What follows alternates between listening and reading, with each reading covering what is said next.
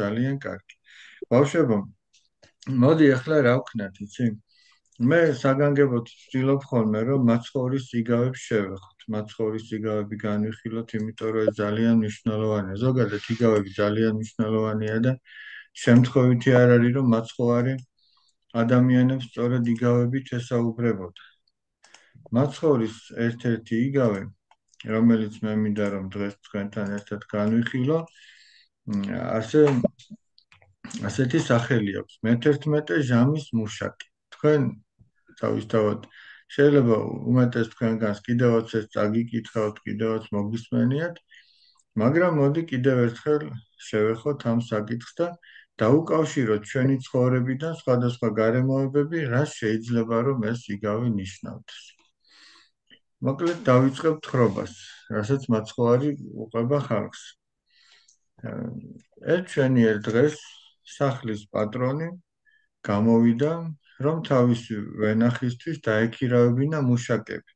გამოვიდა პირველ ჟამზე. ანუ პირველი ჟამი ჩვენი გაგებით, ჩვენი დროით იგულისხმება, რომ დილის 6 საათზე გამოვიდა. აი მზე რომ ამოდის, ესე იგი. ზაფხულში კიდევ უფრო ადრეც ამოდის მზე, ხო მართალია, ვინც დგება ხოლმე ესე ადრე. დილით 6 საათზე, ანუ პირველ ჟამზე გამოვიდა მუშაკების დასაქირავებლად და უთხრა: წამოდითო, იშრომეთო ჩემს ვენახში და დღის ბოლოს 1 დინარს მოგცემთ. აი დაიმახსოვრეთ 1 დინარი. ძალიან მნიშვნელოვანია ეს. შემდეგ გამოვიდა მესამე ჟამზე. ანუ ჩვენი დროით შეიძლება ითქვას 9 საათზე. მერე მე-6 ჟამზე გამოვიდა. უბრალოდ მესამე ჟამზე, მე-6 და მე-9 ჟამზე გამოვიდა. ანუ 9 საათზე, 12-ზე, 3 საათზე გამოვიდა. წარმოედგინეთ, რომ საღამოს 6 საათზე შრომა მთავრდება. და მათაც უთხრა: წამოდით, იშრომეთ, რაც გერგებათ, იმის შესაბამისად მეც მოგცემთ. ბოლოს გამოვიდა ბავშვებო მე-11 ჟამზე. აი თქვენი აზრით, მე-11 ჟამი რა დრო შეიძლება იყოს? მე-11 ჟამი. აი იმის მიხედვით, რაზეც ახლა მე ვლაპარაკობ. ანა, რა დრო შეიძლება იყოს მე-11 ჟამი? დამლოცეთ მამაო. ერთმა დაგლოცეს. რა დრო, აბა? ჩემი აზრით იქნება მას სადღაც 6 საათი, ანუ ჩამოღამებისკენ მას უკვე. აი 5 საათი ვთქვათ, 1 სადაც უკვე საათი. ხო. ისეთი სიცხე აღარ იქნებოდა. სიცხეც აღარ იქნებოდა და 5 საათი, ანუ სულ არის 12 ჟამი. დღისა და 12 ჟამი ღამისა. გესმის 12 საათი ხო ჩვენც ხო ეგრე ვიტყვით. ანუ 11 საათი ვივარაუდოთ, რომ საღამოს 5 საათი, 6 საათზე შრომა მთავრდება. მათაც უთხრა: რატოდ გახართ ასე უქმათო? და მათ უთხრეს, რომ ანუ გავიდა კიდევ დასაქირავებლად და ნახა ვიღაცები რომ უქმათ იდგნენ. უთხრა: რატოდ გახართ ასე უქმათო? და არავინ არ დაგვიქირავა, უფალო, ბატონო, არავინ არ დაგვიქირავა. ძველ ქართულად უფალი წერია ხოლმე ისე ბატონო, ახალ ქართულად. მათაც უთხრა: წამოდით ჩემს ვენახში, იშრომეთ და რაც გერგებათ, იმას მიიღებთო. ესენი წავიდნენ. იშრომეს 1 საათი პატიოსნად, კეთილსინდისიერად. წავიდნენ და დადგა საღამო. ამ ბატონმა უთხრა თავისი სახლის გამგებელს, მოურავს, რომ ეხლა აუნაზღაურე ყველას, მიეციო რაც ერგებათ. დაუძახეს მე-11 ჟამზე მოსულებს, ანუ ვინც 1 საათი იმუშავა და მათ მისცა 1 დინარი. ეხლა პირველ ჟამზე მოსულები ფიქრობენ, ანუ ვინც წელი დღე იშრომეს, რომ ჩვენ ალბათ უფრო მეც მოგცემს უფალი. თქვენი აზრით, აი რამდენი უნდა მიეცა უფალს იმისთვის, ვინც პირველად მოვიდა? ნიკა და ლუკა ადუაშვილები, რამდენი უნდა მიეცა თქვენი აზრით, აი ვინც პირველად მოვიდა? დილიდანვე ვინც შრომობს? მას უფრო მეტი, რადგან დამლოცე მამაო. უფრო მეტი, რადგან ანუ ამ მე-11 ჟამინდელებმა იმუშავეს მარტო 1 საათი და მიიღეს 1 დინა და იმათმა მთელი დღე იმუშავეს და შესაბამისად უფრო მეტი შეერგებოდა. მაგრამ აბა გახსოვს როგორ მოურიგდა პირველ ჟამზე მოსულებს? როდესაც 11 ჟამი დელებმა 1 საათი იმუშავეს, გულიანად იმუშავეს და ვინც ერთი დღე იმუშავა, შედარებით არ იმუშავა გულიანად და არც ერთს არ მისცემდა. მოდი ესე ვთქვა, ჩემო მეგობრებო, ვინც პირველად მოვიდა, იმათაც და ვინც ბოლოს მოვიდა, ანუ ვინც 12 საათი იმუშავა და ვინც 1 საათი, ყველამ გულიანად იმუშავა. მაგ შემთხვევაში რას იზავდი? აი, შენ ხარ სახლის პატრონი, რას იზავდი შენ? იმას უფრო მეტს გადავხდიდი, ვინც უფრო მეტი იმუშავა. ხო და მოდი აბა მარიამ და ნიტა სოხაძეებსაც შევეკითხოთ, აბა ესენი რას გვეტყვიან. მადლობა ბიჭებო, არ გათიშოთ. როგორ ხართ? მადლობა ღმერთს, მარიამ, შენ როგორ ახარ? ნიტა როგორ ახარ? კარგად, მადლობა. კარგად. თქვენი აზრით რა მოხდებოდა? მადლობა ღმერთს, მეც არ ამიშეს. რა მოხდებოდა პირველად მოსულებს, რამდენი უნდა რგებოდათ? მე ვფიქრობ, რომ ღმერთი ორივეს ერთნაირს მისცემდა ერთნაირ რაოდენობისას, რადგან ორივემ გულიანად იმუშავა და რამდენი შეეძლოთ, იმდენი გააკეთეს. შესაბამისად, არც ერთს არ მისცემდა მეტს. აი ეხლა ჩემო ძვირფასებო, მე რო გეტყვით იგავურად რას ნიშნავს? მე მიხვდებით, რომ როგორც მოიქცა, ჯერ ხო არ ვიცით როგორ მოიქცა ბატონი, მაგრამ როგორც მოიქცა, ეგ იყო სამართლიანი. ეხლა ნახეთ საქმე რაში. პირველად მოსულები აღუზღუნდნენ, მოკლედ, ჩვენო მათაც თითო დინარი მისცა. ვინც მთელი დღე იშრომა, მათაც თითო დინარი მისცა. და ბატონს ეუბნებიან, ჩვენო მთელი დღის სიმძიმე და სიცხე ვიტვირთეთ. მართლაც აბა წარმოედგინეთ დილის 6 საათიდან საღამოს 6-მდე, რამდენი შრომა უნდა გაეწიათ, ხო მართალი? საღამოს მისულებმა მხოლოდ 1 საათი იშრომეს. და მოკლედ განაწყენებულები არიან, რომ ჩვენ უფრო მეტი გვეკუთვნოდა. და ბატონმა ასეთი რამ უთხრა. დინარი რა არისო, ერთი ბავშვი კითხულობს და დინარი ფულის ერთეულია. ნუ ყოველ შემთხვევაში, ამ შემთხვევაში სიმბოლურად არის და რას განასახიერებს, ეგ არის ყველაზე მთავარი. ნახეთ ბავშვებო, ბატონმა უთხრა ასეთი რამ. შენ ხო 1 დინარად მოგირიგდიო. ხო ეგრე უთხრა დილით რო გავიდა 1 დინარს მოგცემო, წამოდიო იშრომეო. ეგრე არისო? და ხო თანახმა იყო ეს პირველ ჟამზე მოსულები, ხო თანახმანი იყვნენ, რომ 1 დინარად იშრომებდნენ. და მე თქვენ უსამართლოდ არ გექცევითო, რადგან 1 დინარად მოგირიგდით, გაძლევთ ამ 1 დინარსო, აიღეთო თქვენიო და წადით. მაგრამ მე თუ მინდაო, რომ სიყვარული გამოვიჩინო უკანასკნელად მოსულის მიმართო. განა ჩემს ხელში არ არისო ჩემი ქონებაო, ვისაც რამდენს მინდა იმას მივცემ. ანუ ერთ სამართლიანად ექცევა და რაც ეკუთვნის აძლევს. და მეორესაც არ აკლებს, ესე იგი, და სიყვარულით იმასაც იმდენივეს აძლევს. ახლა სინამდვილეში აქ რა ხდება? ხო გითხარით, იგავია ეს. ეს პირდაპირ თუ გავიგეთ, შეიძლება მართლა რაღაცა გვეწყინოს პირველ ადგილზე მოსულების მსგავსად, მაგრამ ნახეთ ჩემო ძვირფასებო, ეს იგავი რას გულისხმობს? ამ სახლის პატრონში იგულისხმება უფალი ჩვენი იესო ქრისტე. ამ სხვადასხვა ჟამზე მოსულებში ვიგულისხმებით ჩვენ ადამიანები. ანუ ვინც რწმენაში მოვიდა სხვადასხვა დროს. აი მაგალითისთვის ვიტყვი. მე მე-11 კლასში ვიყავი პირველად რომ ვეზიარე. აი მე-11 კლასში ვიყავი. ზოგიერთი თქვენგანი შეიძლება მე-5 კლასში იყო პირველად რომ ეზიარო, ხო მართალია? ზოგიერთი თქვენგანი რომ დაიბადა, მალევე მონათლეს, ანუ მე-40 დღეს როგორც წესი და რიგია მორწმუნე მშობლები ყავს დაუშვათ და მალევე მონათლეს და მიყავდათ აზიარებდნენ. ანუ ეს გამოდის, რომ პირველ ჟამზე მივიდა. ანუ 40 დღისა მოინათლა, იქიდან სულ ტაძარში დაყავთ მშობლებს, ასწავლიან ქრისტიანულ ცხოვრებას. ზოგი მერე მოვიდა ჩემსავით, მე-3 ჟამზე არა, მე-11 კლასში რო ვიყავ. ზოგი მოვიდა უკვე აი 30 წლისა რო იყო. ზოგი მოხუცებულობის ჟამს მოვიდა რწმენაში. გესმით, აი მოხუცებულობის ჟამს მოვიდა. ზოგი ისეთ ჟამს მოვიდა, ჩემო ძვირფასებო, რომ უკვე გარდაცვალების პირას იყო.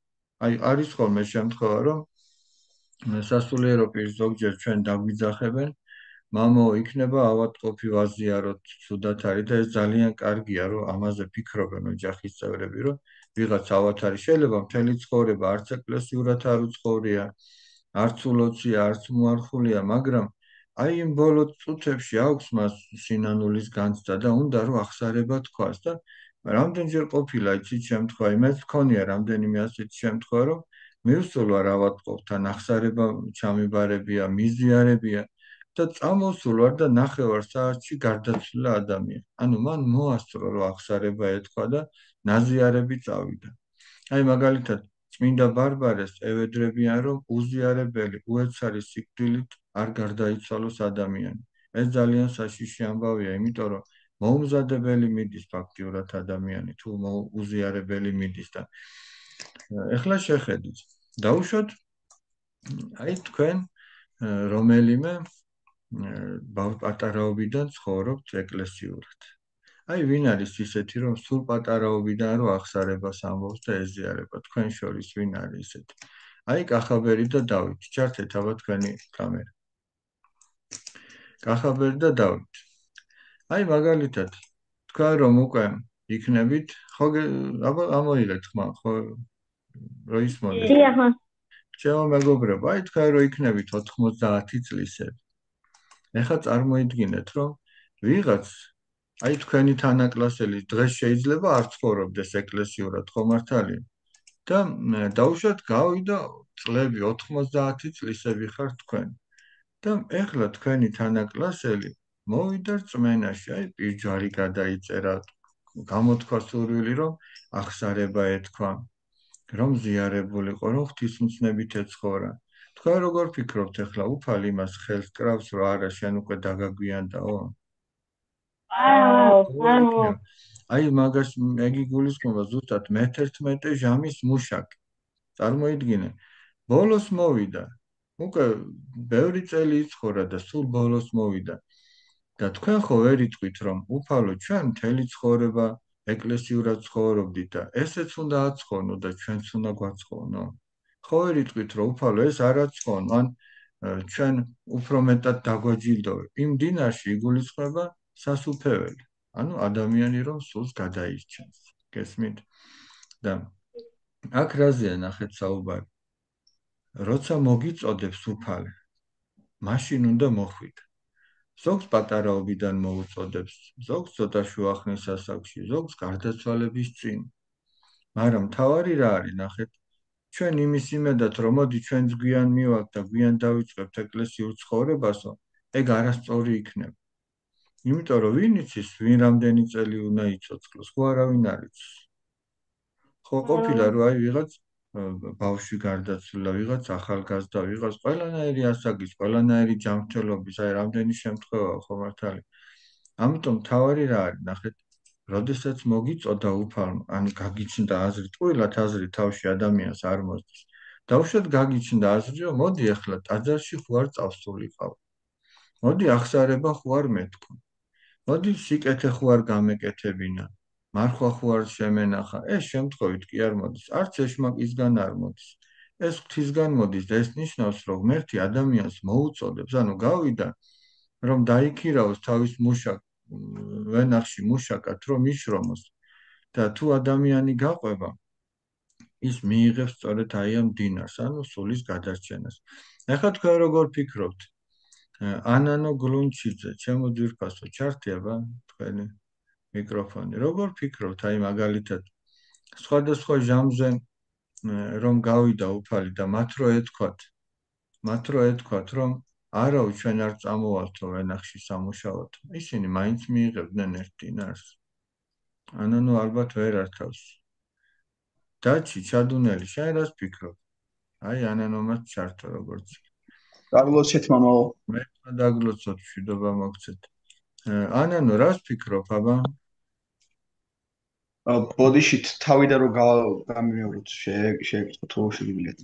რა შეკითხვა მაქვს? აი სხვადასხვა დროს ხო გავიდა ბატონი რომ დაექირავებინა. მათ რო ეთქვათ რომ ჩვენ არ მოვალთ შენს ვენახში საშრომად არ გამოყვებითო, ისინი მაინც მიიღებდნენ ამ ერთ დინარს. როგორ ფიქრობთ? კი, ჩემი ანუ აზრით მიიღებდნენ, დიახ. ანუ მაგალითად აი სამუშაოზე წასვლა რო არ გინდოდეს, მაინც მიიღებ იმ ხელფას თვის ბოლოს? არა, მაგ შემთხვევაში არა. მაგას ვამბობ, აი სხვადასხვა დროს ხო გავიდა? დიახ. დილით, მერე შუადღით, მერე საღამოს. აი ჩვენ უფალი მოგვიწოდებს სხვადასხვა ასაკში და ჩვენ თუ გავყვებით მას, მაშინ არის სასუფეველი, მაშინ არის სულის გადარჩენა. ჩვენ თუ არ გავყვებით მას, ისევე როგორც ის მუშაკები რომ არ გაყოლოდნენ, ისინი აბა რას მიიღებენ. ან მაგალითად ასეთი შეკითხვა რომ დავსვათ. თეკლა მელუაო, ასეთი შეკითხვა რომ დავსვათ. აი ვინც პირველ ჟამზე მოვიდა. ის რომ შუადღით წასულიყო უკან. დავუშვათ 6 საათი იშრომა და უკან წასულიყო. ის მიიღებდა იმ ერთ დინარს თუ ვერ მიიღებდა? ვერ მიიღებდა მას, რადგან შეთანხმებული იყო რომ მთელ დღეზე მიიღებდა 1 დინარს და თუ უფრო ადრე წავიდა, რა თქმა უნდა. შეთანხმება ასეთი იყო რომ დღის ბოლოს რაც გეკუთვნით იმას მიიღებთ. ამით ისი თქმა უნდა უფალს ჩემო მეგობრებო რომ როდესაც მოგიწოდებს უფალი იქიდან მოყოლებული ბოლო ამოსუნ თქონდე უფალს უნდა უერთგულო.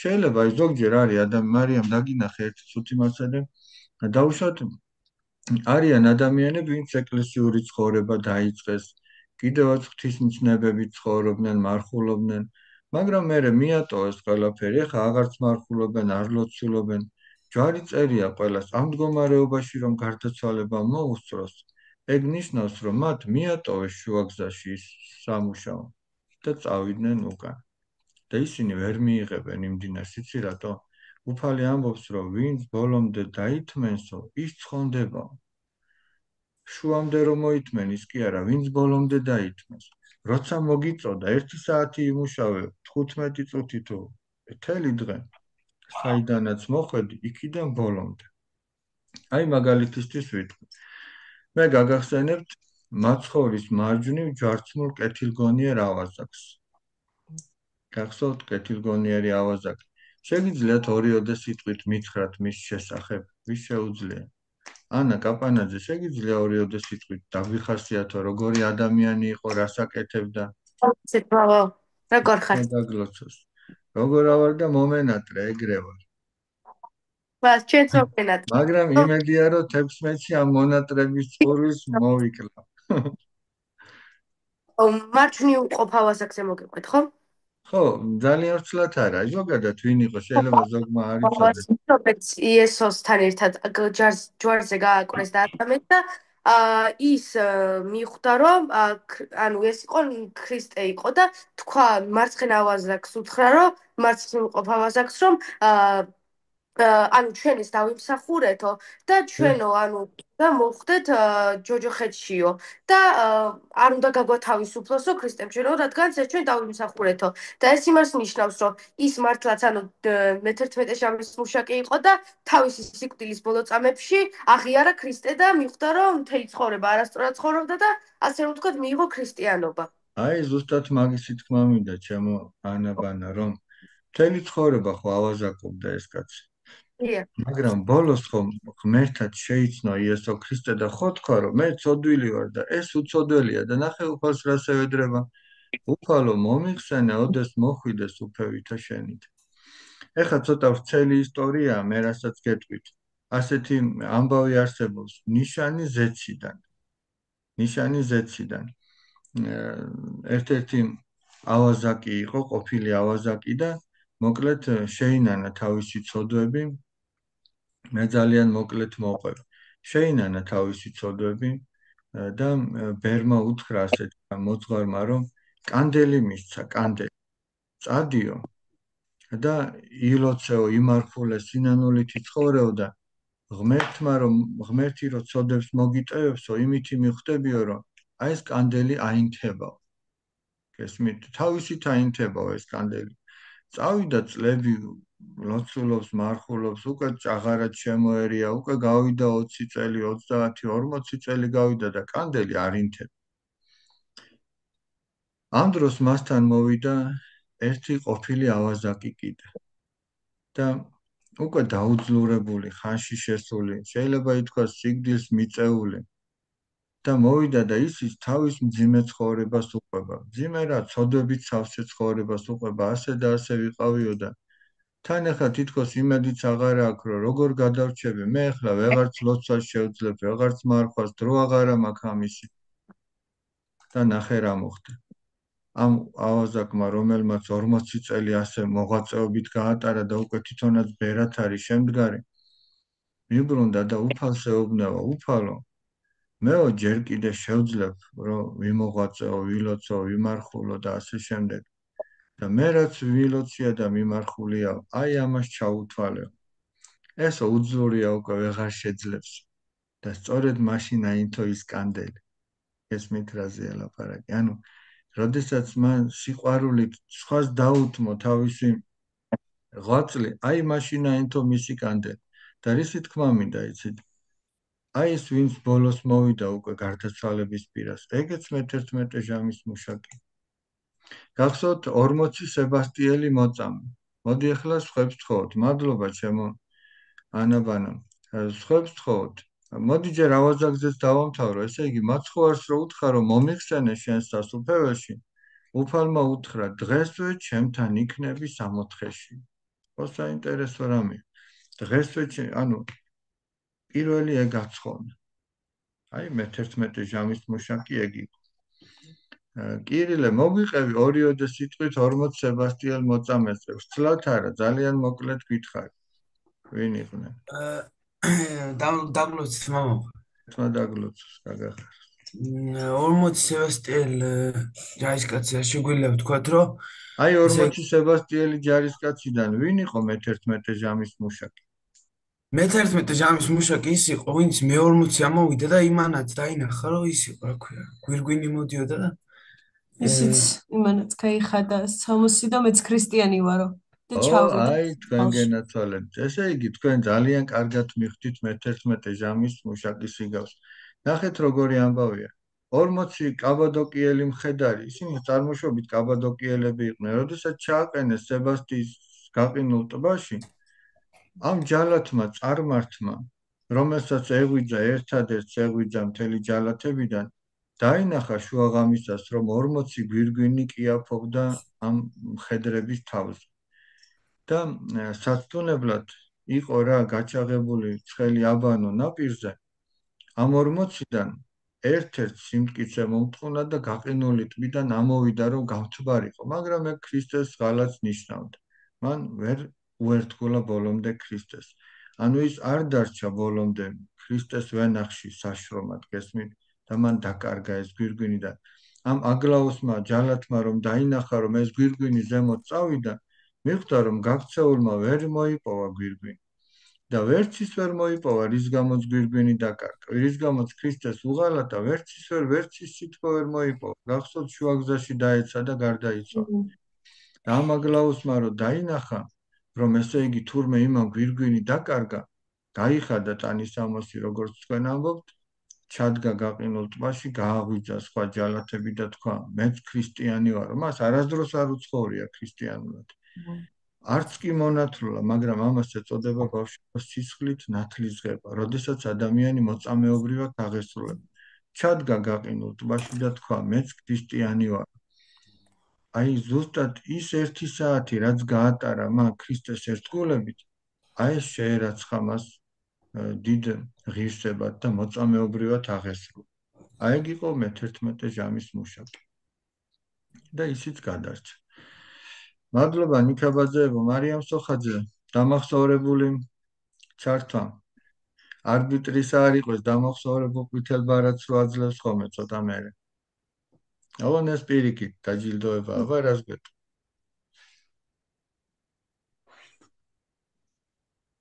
მას ეგ ამბავი არ გამიგია 40 სებასტიელ ჯარისკაცზე არ გამიგონია. ძალიან საინტერესოა, მე გირჩევთ რომ წაიკითხოთ.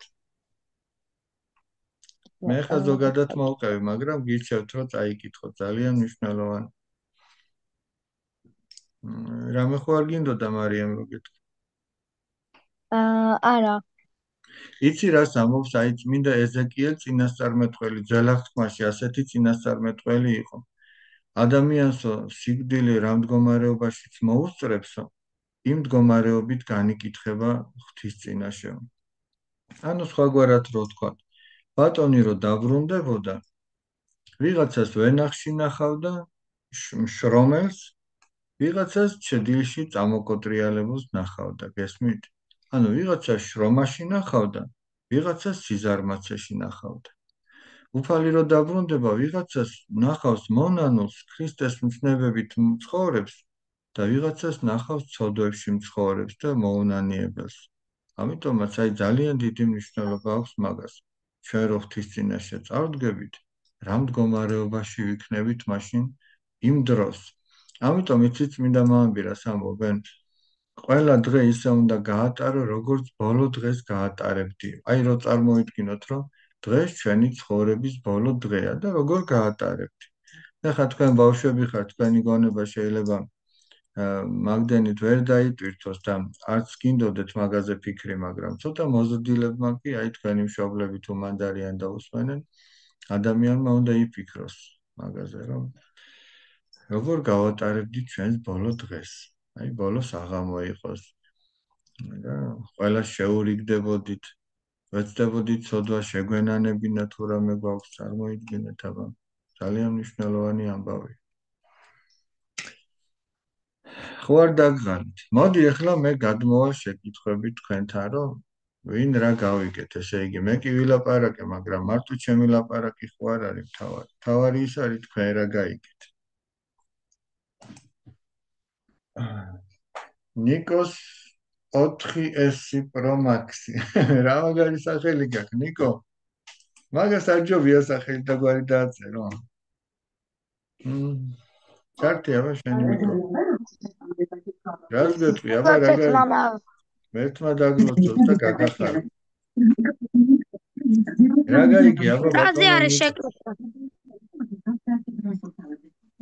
რა გავიგე და აბა რა გაიგე? შეიძლება გაიმეორო? თავიდან რაც მოვყევი, ხელახლა მოვყვე? მაგ ტვირს ნუ ამკიდებ ძალიან გთხოვ. არა, უბრალოდ შინაარსი მომიყვა. შინაარსიდან რა აზრი გამოიტანე შენ? მე მაინტერესებს. შინაარსიდან ის აზრი გამოვიტანე, რომ სიბერემდე შეგიძლია ეზიარო და კიდე ადამიანი რომ იქ რო არასოდეს არ ეზიარება, აი თუ მუშაოდ იქნები, ვერაფერს დატოვა იმ კაცმა უფლის ბაღი. გვირგვინი რომ ჩამოუვიდა, მერე უმუშევარი დარჩა ის კაცი. ხო და ჩემო ნიკო, უფლის ბაღი იცი რა არის? უფლის ბაღი არის შენი გული. ჩემი გულია, აი მარიამი და ლიკა ეხლა რომ უნდა ჩავრთო, აი მაგათი გულიც უფლის ბაღია. თითოეული ჩვენგანის გული არის უფლის ბაღი. ჩვენ ეგა გვაქვს საშრომი, ეგა გვაქვს დასაცავი. რო იქ რამე ცუდი არ შევიდეს, თუ რამე ცუდს ნახავთ, გამოვიტანოთ, გადავყაროთ, გესმის რაზე ელაპარაკი. აი იქ უნდა ვიშრომოთ, ჩვენი გული უნდა განვისმინოთ. აბა გისმენ. რო 16 ნოემბერს რომელ საათზეა შეკრება? დილის 9:30-დან ვიწყებთ პირველს ბავშვებო, თქვენ შეგიძლიათ მოძღვრისგან ლოცა კურთხევა აიღოთ, რომ აქ ჩამოხვიდეთ, თან ეზიაროთ, წირვა მორჩება თუ არა, იქნება შეხვედრა. კარგი ნიკო, აბა მარიამ და ლიკა. შენ რა აზრი გამოიტანე? მარიამი ხარ ან ლიკა, რომელიღაცა იქ. ჩართი აბა მიკროფონი, რაღაცა ვერ თავეთ.